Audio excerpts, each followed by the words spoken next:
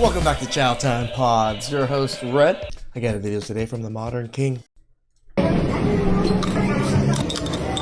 So basically, these married women decided to go on a girls' trip, but they wanted to make sure they weren't pregnant afterwards, so they took a Diabolical. And they record that and put it on the internet? Like, how stupid are you? pregnancy test before going back to their husbands. I was falsely accused of sexual assault, thrown in prison, bailed out on $250,000 bail with no criminal record. I hired a private detective. We learned that this person had done it many times in other states. They drugged me in the bar on camera, multiple eyewitnesses. Did the person in question go prison after? They had zero interest in prosecuting a girl who made the story up, never showed up to court again. I had to fight for 11 months, and then when I was able to prove it with video evidence, they just dismissed me. There are so many girls that do go through that, and to falsely accuse someone that they didn't do it, and then nothing happens to them. I think that's ridiculous. Well, the problem is the women that do the false accusing, they really hurt the girls that really were hurt. I'm not going to let one evil person, when there's 100 great people and one bad person, I'm not going to let that person ruin my outlook on life. It seems like every case where a man is falsely accused, the false accuser gets away with it scot-free. They are Rarely do we even get anything. What, maybe 30 months or 30 days in prison? quick to jump the gun and falsely imprison an innocent man, but refuse to charge the false accuser even when there is clear video proof.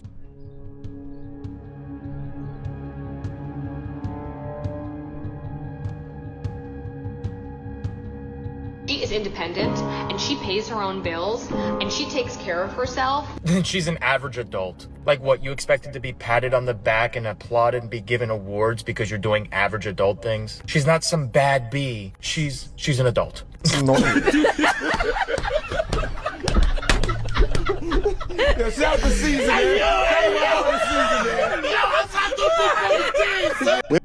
Y'all, I need somebody to help me out right now. So, what's going on with the men?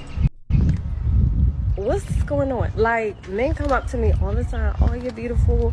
I love your hair. You smell good. This, that, whatever the case may be. And that's it. Where is the, hey, I would love to take you out. Hi, could I have your number? After the compliment. Like, what's really going on? Like, take you out. What? Ask for your number. What? Man, as hateful as y'all are, you lucky he gave you a compliment. True. Men don't exist to take you out on dates and give you gifts. It's really that simple, yet they act like men owe them these things simply because they exist. What is the one thing as a man you wish you would have known sooner? Like growing up as a man? Yeah. The rules. I'll tell you what I mean. Yeah. He's talking about red pill. Actually knowing the truth that's out there. Here's something that I learned later on. I wish I knew as a teenager because all of us guys get taught the wrong thing. Yep. I wish I would have known what men are chosen for their value. I wish I would have known this. Here's what I mean.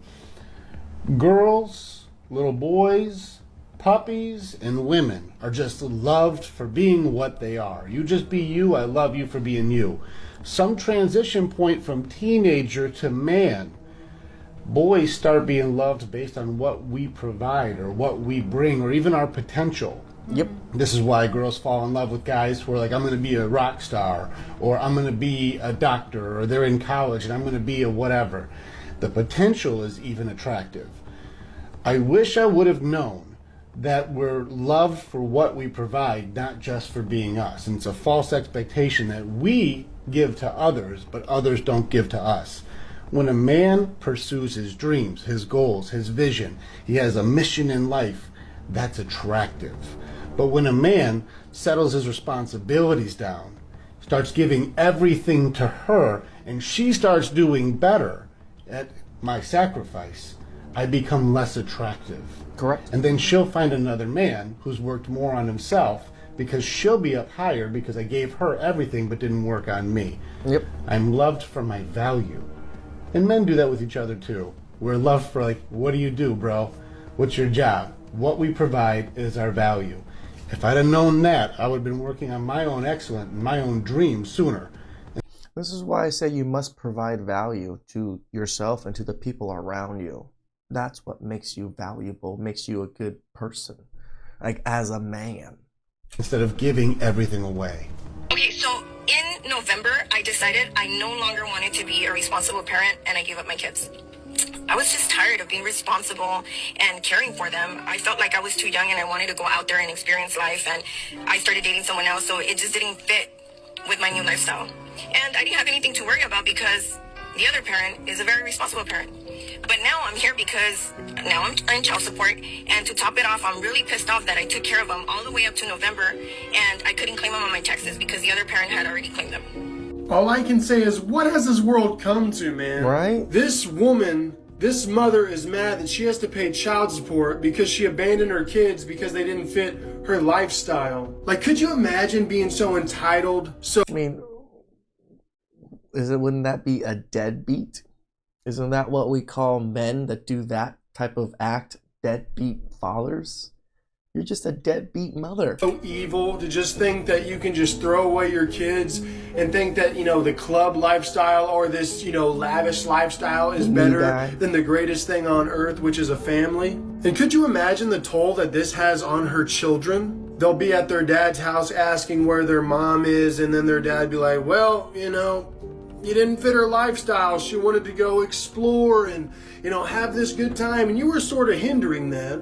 Well, remember, she posted all of this on the internet. Sooner or later, they will be old enough, or probably old enough now, to see and watch all of this. Just imagine how you would feel if you were this woman's kid and you saw this when you were older. And she cared more about claiming her kids on her taxes so she could get money than her actual kids themselves. Yep. This video honestly just made me sick to my stomach how people could just be this selfish. If you don't want kids, then don't have kids. It's that simple.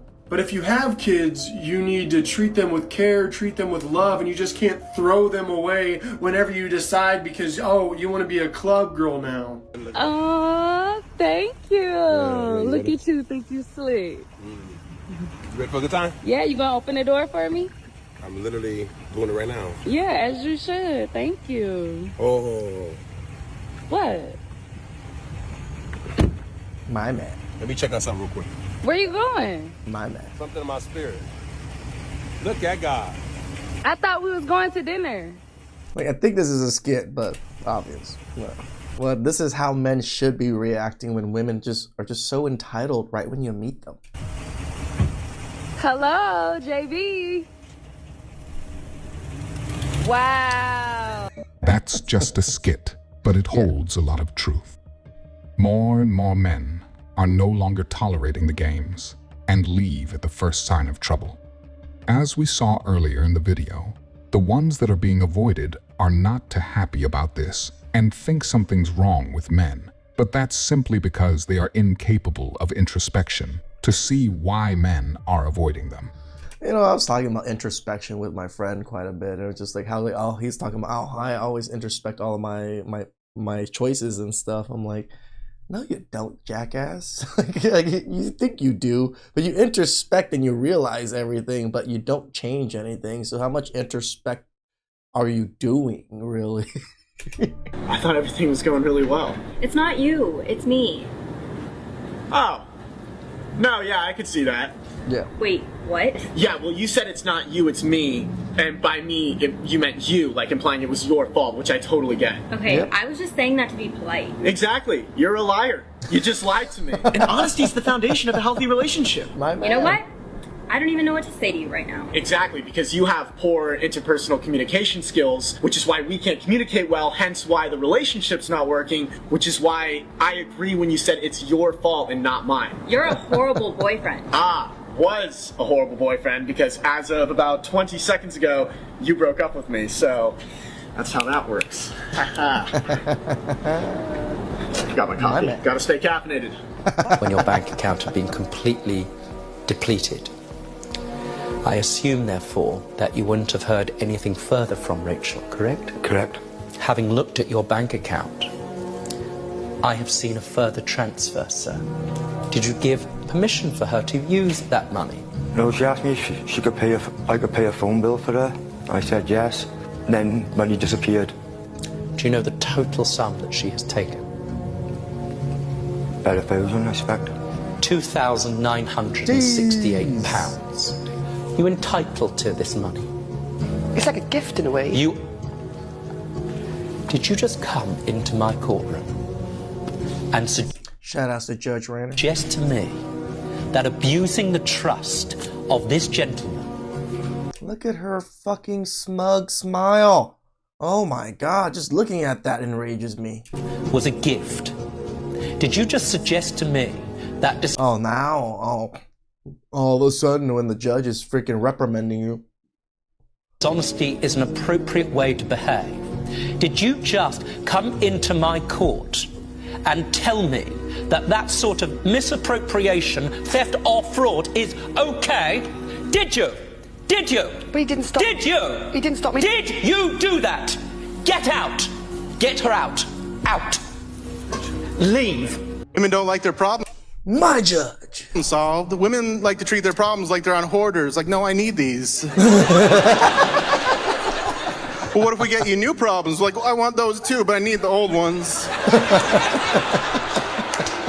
I don't get that, because if someone can solve my problem... I mean, that's how you play victim when you have a lot of problems and you collect them all. Let's solve it.